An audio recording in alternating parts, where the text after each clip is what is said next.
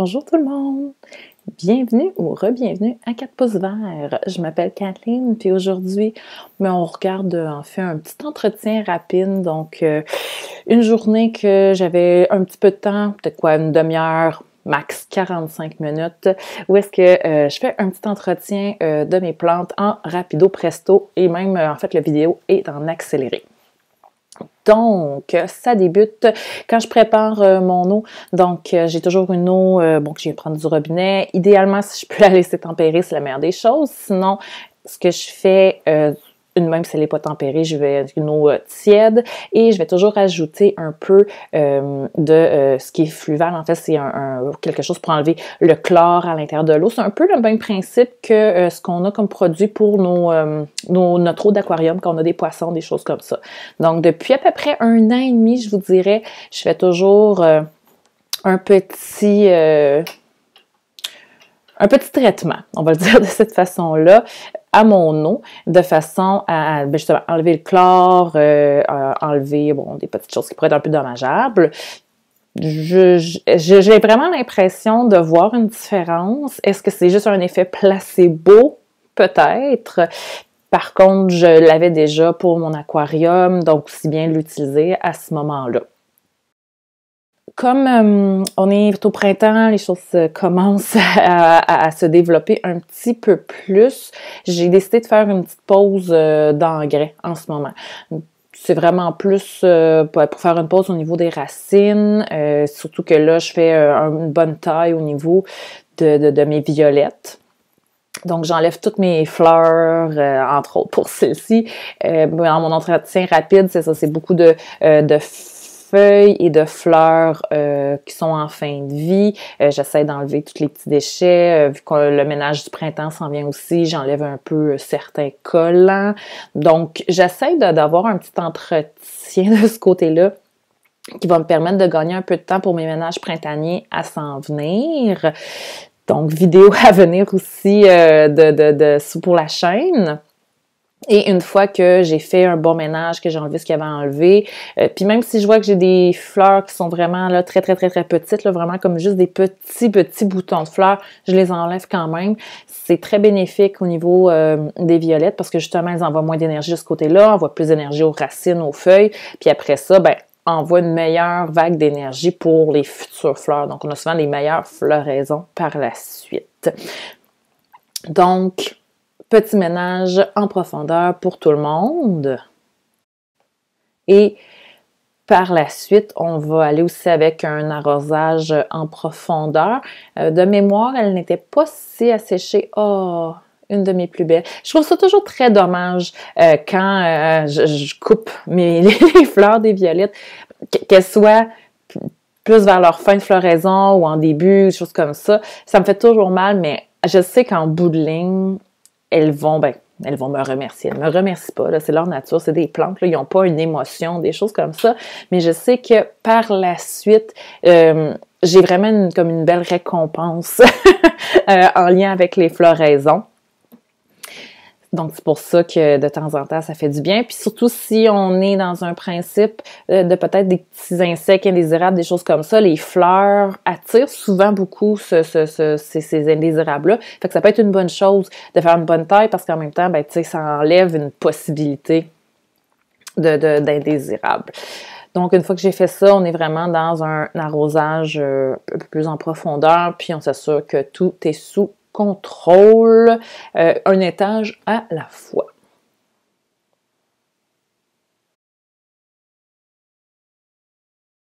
Comme je l'ai dit un petit peu plus tôt, c'est un entretien un petit peu rapide, comme à peu près là, une demi-heure, 45 minutes. Je l'ai mis en fast-forward pour réduire un petit peu la longueur du vidéo. J'ai souvent la même routine au niveau de l'entretien des plantes, puis je trouve que c'est quelque chose qui fonctionne vraiment bien pour moi. Donc, chacun nos choses, mais j'ai vraiment l'habitude de commencer par mes violettes pour m'assurer, je sais pas, on dirait qu'il y a quelque chose que j'aime bien avec mes violettes, fait que je fais vraiment mes étages de violettes, puis après ça, je commence à me réparpiller un petit peu partout selon ce qu'il y en est. Ménage printanier, comme je disais, qui s'en vient, donc il y a certaines plantes qui n'ont pas beaucoup à faire, comme on peut voir, là, ces violettes-ci sont déjà dans un certain processus pour des nouvelles floraisons, donc il y a peu de choses à faire parce que je les entretiens déjà beaucoup en ce moment pour une autre raison. Donc, parfois, c'est très rapide, là. C'est pour ça aussi que j'essaie de faire... oui, j'ai des fins de semaine où est-ce que je m'occupe un peu plus de mes plantes, mais j'ai aussi d'autres hobbies. Donc, parfois, je veux juste faire un petit quelque chose rapido presto en après-midi en revenant de travailler parce que j'ai été chanceuse, j'ai fini tôt, quelque chose comme ça. Donc, on y va vraiment par étapes. Puis, s'il y a des choses que j'ai pas eu le temps de terminer, ce que je fais à ce moment-là, c'est que je vais juste arroser un petit peu plus. Donc, dans le sens, je vais arroser tout le monde, mais ça se peut que j'ai pas à faire, je ne fasse pas d'entretien.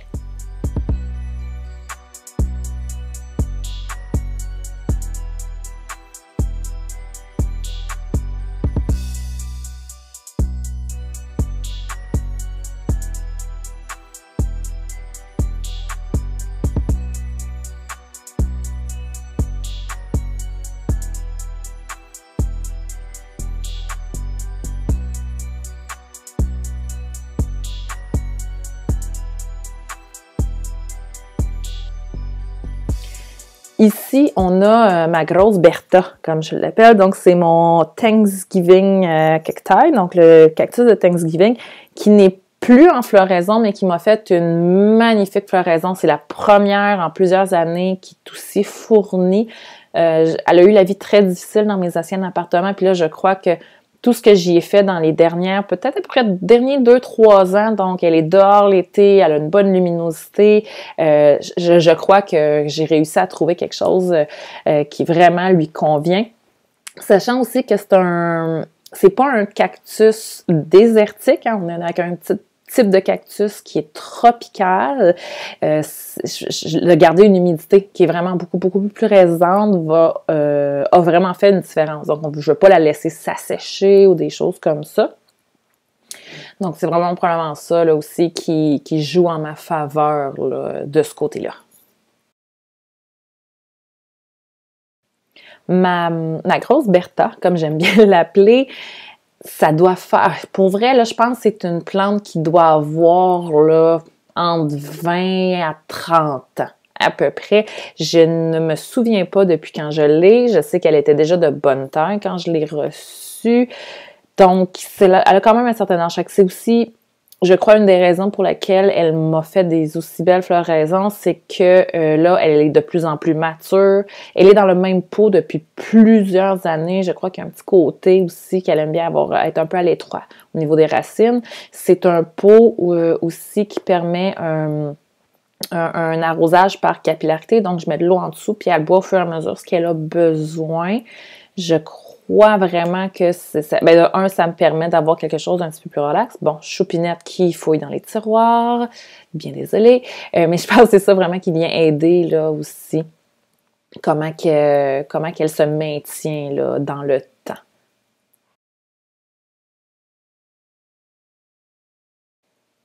Choupinette est toujours très curieuse de ce qui se passe autour de moi.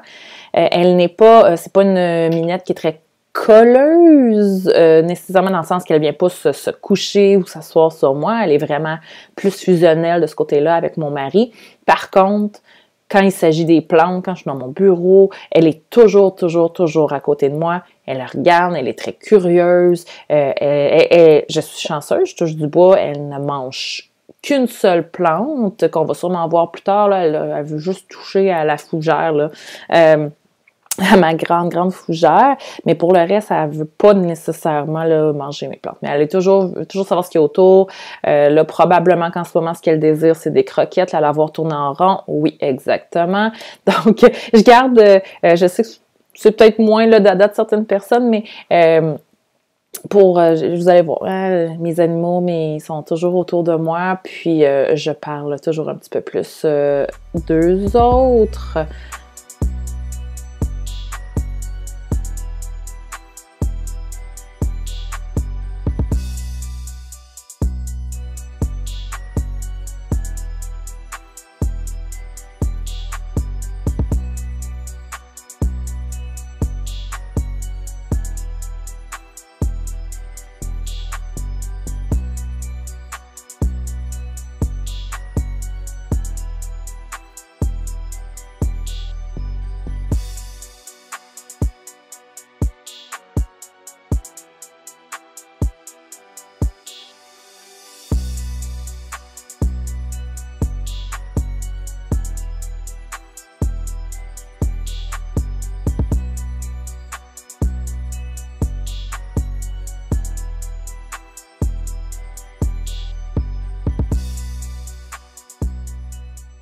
Et on a mon philodendron. Puis là, ce que je peux remarquer, c'est c'est qu'il y a un petit peu de résistance.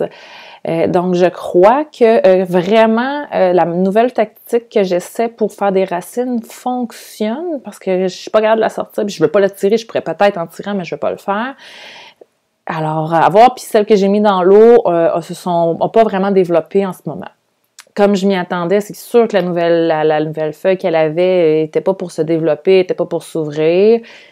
Je m'y attendais, là, c'était comme impossible pour la plante de vivre, de se faire des racines, puis d'ouvrir la nouvelle feuille. Déjà qu'elle a conservé les 2 autres feuilles, c'est super. Donc, tout ce que je fais, on la coupe, on la retire, ça va donner vraiment un coup de pouce. J'aurais dû l'enlever idéalement au moment que je l'ai que je l'ai transplanté. Mais bon, je crois que j'avais quand même un certain espoir. Ça ne l'a pas nui, loin de là, mais ça ne l'a pas aidé non plus. Mais je suis contente de voir que j'ai une certaine résistance, puis que je sais qu'il y a des racines qui se développent. Fait que ça, c'est clairement un plus, et ça va dans la bonne direction, puis j'en suis très, très, très contente. En même temps, là, souvent quand je fais mon entretien, je fais un petit peu aussi de réaménagement. J'essaie de voir, y a-t-il des choses qui semblent être mieux à un endroit que l'autre. C'est sûr qu'avec toutes les lumières que j'ai, la majorité des endroits ne semblent pas être nécessairement ne pas fonctionner pour mes plantes, mais je sais que oui, certaines ont besoin d'une lumière plus proche, que je peux pas vraiment les changer de place. Donc, des fois, je vais refaire des réaménagements. J'ai bien hâte aussi que l'été arrive, parce que quand l'été va arriver, c'est que j'ai beaucoup de plantes qui vont aller à l'extérieur, puis ça va permettre aussi de faire un super bon ménage en profondeur de ma salle de plantes, mais aussi de planifier des réaménagements en même temps. Donc ça, c'est toujours quelque chose qui est très agréable et que j'appréhende beaucoup là aussi au changement de saison.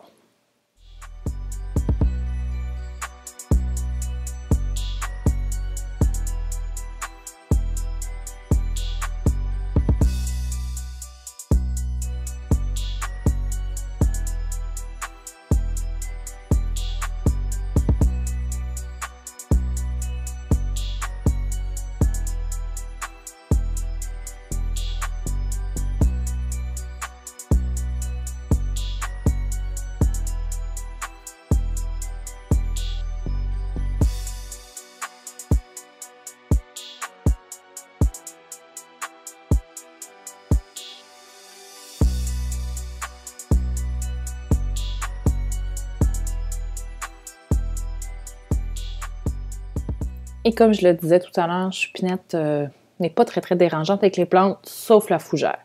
C'est sûr qu'il est un endroit qui fait que, bon, puis là, elle est toute sage, elle a presque rien fait dessus, mais il y a des journées que c'est un peu plus intense.